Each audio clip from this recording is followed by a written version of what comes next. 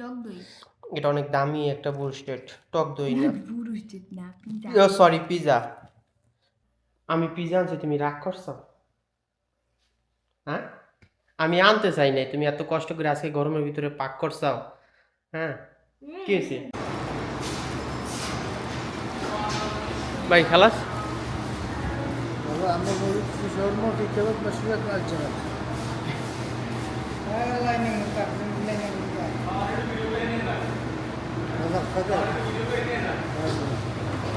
হ্যাঁ, আপনার ভিডিও গানে কই আমনে, আমরা তো দেখি না।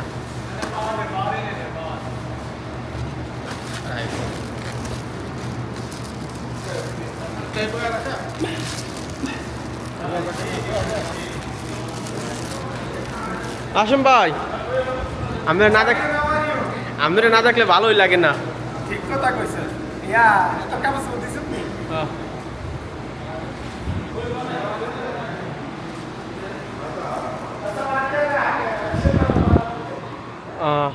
একটা মজার বিষয় বলি আপনাদের।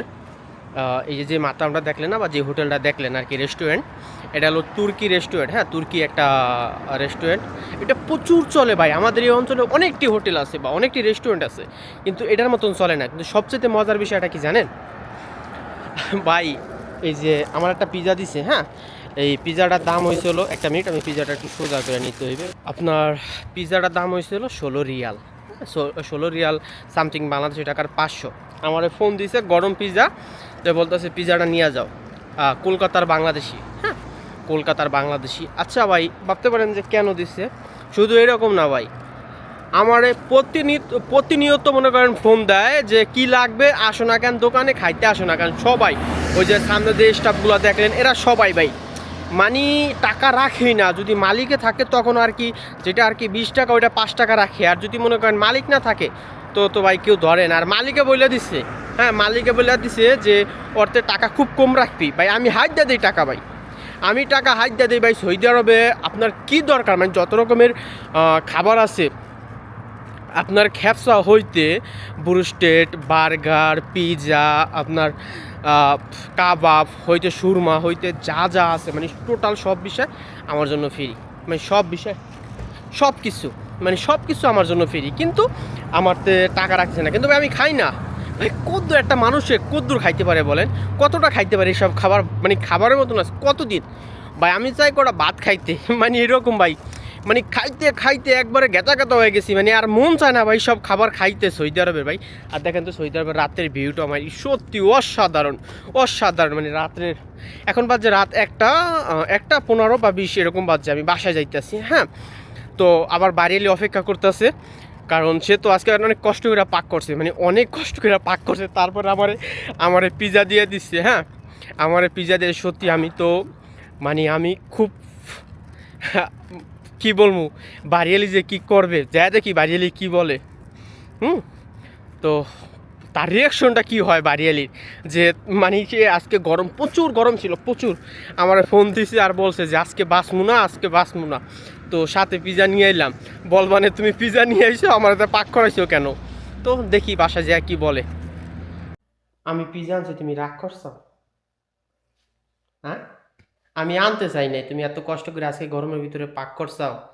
হ্যাঁ, কি হয়েছে? কি হয়েছে?